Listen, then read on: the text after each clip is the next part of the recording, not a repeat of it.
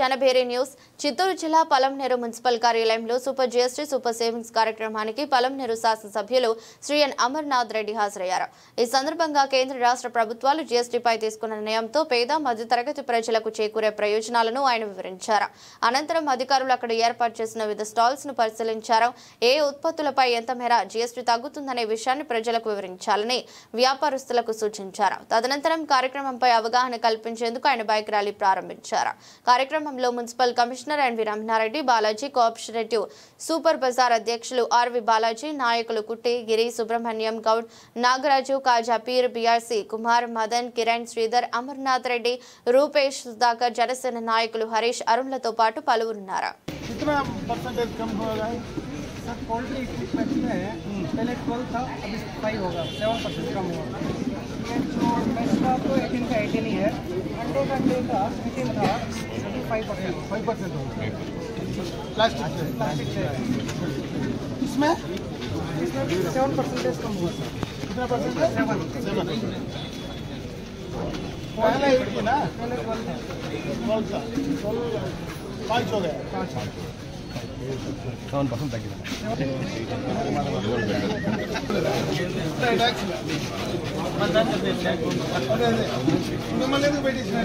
Marketing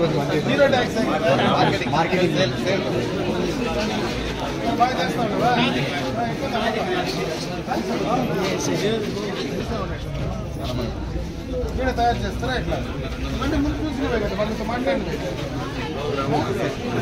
marketing ఇవన్నీ మీరు చేస్తున్నారా? మార్కెటింగ్ ఎక్కడి నుంచి వస్తాయి? మధ్యప్రదేశ్ మ్యానుఫ్యాక్చరింగ్ అంతా manufacturing Hyderabad packing famous paste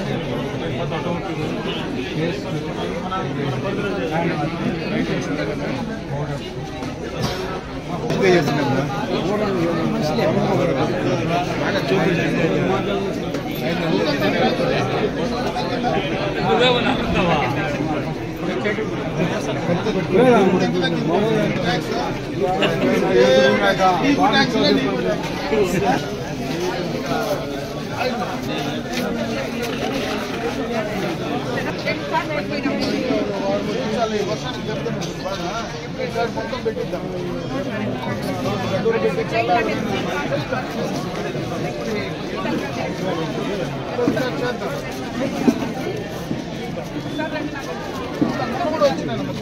అనేది సామాన్యులకు మధ్యతరగతి సంబంధించి ఎవరికి అవగాహన కూడా లేదు.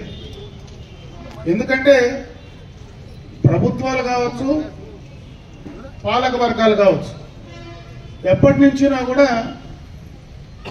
మనము తీసుకున్నటువంటి ప్రొడ్యూస్ చేసేటువంటి వాటన్నిటిపైన పన్నుల రూపాయన గతంలో కూడా వేస్తా ఉన్నారు. కొంతవరకు మొట్టమొదటిగా కమర్షియల్ ట్యాక్సెస్ ఉండేటివి, తర్వాత వ్యాట్ వచ్చింది, ఇప్పుడు జీఎస్టీ వచ్చింది. ఈ జీఎస్టీకి సంబంధించి ఈరోజు ప్రతి ఒక్కరికి కూడా అవగాహన ఉండాలని ఈరోజు ప్రభుత్వం తీసుకున్నటువంటి నిర్ణయాలు ఏదైతే కేంద్ర రాష్ట్ర ప్రభుత్వాలు కలిసి అటు మోడీ గారు కావచ్చు, ఈరోజు ఈ రాష్ట్రంలో మన ముఖ్యమంత్రి చంద్రబాబు నాయుడు గారు కావచ్చు, వీరిద్దరూ ఇటు ఆంధ్ర రాష్ట్రంలో అటు కేంద్ర ప్రభుత్వంలో భారతదేశం మొత్తం కూడా సామాన్యమైనటువంటి ప్రజలందరికీ కూడా వాళ్ళ నిత్యావసర వస్తువులు కావచ్చు, వాళ్ళ కొనుగోలు చేసేటువంటి ఏ ప్రోడక్ట్ అయినా అందుబాటు ధరల్లో తక్కువ ట్యాక్సెస్ తో అందివ్వాలా అనేటువంటి ఒక మంచి ఆలోచనతో ఈరోజు ఈ నిర్ణయం తీసుకోవడం జరిగింది.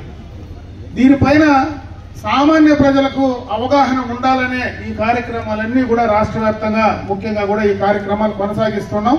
దేశవ్యాప్తంగా కూడా ఈ కార్యక్రమాలు జరుగుతూ ఉన్నాయి. ఇప్పుడే చెప్పారు, గతంలో 28%, 18%, 12%, 5%, 4 స్లాబులుగా జీఎస్టీలు ఉండేటివి. ఇప్పుడు దాన్ని 18, 12, 5 చేశారు.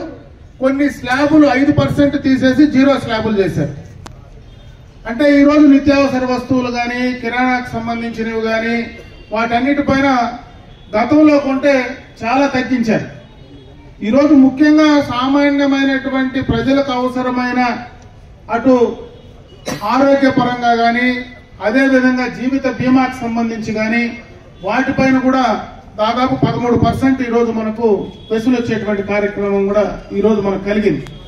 అదే కాకుండా మనం మందులు కొనాలంటే గతంలో జీఎస్టీలు ఎక్కువ ఉండేటివి. అప్పుడే మన అసిస్టెంట్ కమిషనర్ గారు చెప్పినట్లు హోటల్లో ఎప్పుడైనా బిల్లు చేస్తే ఆ బిల్లుల పైన జీఎస్టీలు విపరీతంగా కట్టేవాళ్ళు. హోటల్ బిల్లు ఒకటి ఉండేది, జీఎస్టీ రేటు కలిపి కట్టేవాళ్ళు. అది కూడా ఎస్జీఎస్టీ, సిజిఎస్టీ అంటే స్టేట్ ట్యాక్స్ ఒకటి, సెంట్రల్ ట్యాక్స్ ఒకటి, రెండు కూడా కలిపి కట్టేవాళ్ళం.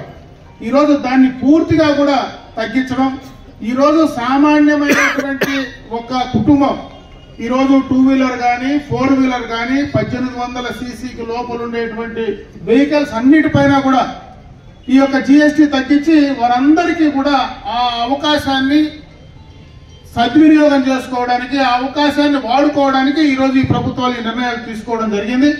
చాలా మంది కూడా గతంలో మాట్లాడారు, ఈ జీఎస్టీ తగ్గించిన దానివల్ల మొత్తం కూడా ఆదాయం పడిపోతుంది, రాష్ట్రాలకు ఆదాయం పడిపోతుంది, దేశానికి ఆదాయం పడిపోతుందని.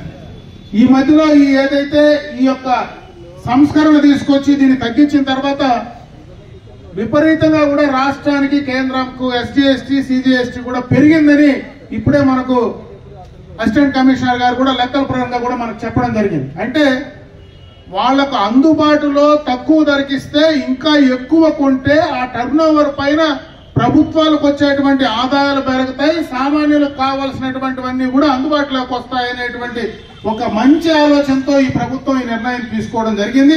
దీనిపైన ఏ ప్రోడక్ట్ పైన ఎంత జీఎస్టీ ఉంది, ఈ రోజు గతంలో వెహికల్స్ పైన 28% ఉండేది. ఒక పక్క జీఎస్టీ, అదే విధంగా చెస్ రెండు కలిపితే దాదాపు 45% ఆ వెహికల్ రేట్ లో 45% మనము ట్యాక్సులకే కట్టేవాళ్ళం. ఈ రోజు దాన్ని చెస్ ను పూర్తిగా తీసేసి జీఎస్టీనే పరిమితం చేసి దాన్ని కూడా తగ్గించిన దానివల్లనే ఈ యొక్క సామాన్యులు కొనేటువంటి బండ్లన్నీ కూడా ఈ రోజు తగ్గడం వల్ల ఎక్కువ మంది దాన్ని కొనేటువంటి పరిస్థితి ఈ రోజు వస్తోంది. ఇవన్నీ కూడా ప్రభుత్వం తీసుకున్నటువంటి మంచి నిర్ణయాలు. దీన్ని ప్రజల్లోకి తీసుకెళ్లాలనేటువంటి ఆలోచనతో కూడా ఈ కార్యక్రమాలు చేస్తా ఉన్నాం. ఇది సరిపోదు, ఇంకా కూడా సామాన్యమైనటువంటి ప్రజలందరికీ కూడా ఈ అవగాహన కార్యక్రమాన్ని చేసి ప్రతి ఒక్కరికి ఈ రోజు మనం కొనేటువంటి ప్రోడక్ట్ పైన మనం ఎంత ట్యాక్స్ కడుతున్నాం, దేనిపైన ఎంత ట్యాక్స్ కడుతున్నాం అని తెలుసుకోవాల్సినటువంటి అవసరం ఉంది. కొన్ని చోట్ల గతంలో రేట్లు బాగా పెరిగాయి, ఇప్పుడు ఒకేసారి కొంత తగ్గించినా కూడా వాళ్ళకి సరిపోయే విధంగా కూడా కొన్ని చోట్ల నడుస్తా ఉన్నాయి. వాటినన్నింటినీ కూడా కంట్రోల్ చేసి వాళ్లకు కొనేటువంటి ఎవరైతే ప్రజలు ఉన్నారో వాళ్ళకు అవగాహన ఉంటే ఖచ్చితంగా కూడా వాళ్ళు క్వశ్చన్ చేసి వాళ్ళ ప్రోడక్ట్ ను సక్రమంగా కూడా కొనుక్కోవడానికి అవకాశం ఉంటుంది. కాబట్టి ఈ కార్యక్రమాన్ని సద్వినియోగం చేసుకోమని చెప్పి ఈ ప్రాంతంలో ఉండేటువంటి ప్రతి ఒక్కరికి కూడా కోరుకుంటూ, ముఖ్యంగా ఈ నిత్యావసర వస్తువులు కానీ కిరాణాకు సంబంధించినవి పూర్తి స్థాయిలో కూడా తగ్గించడం జరిగింది.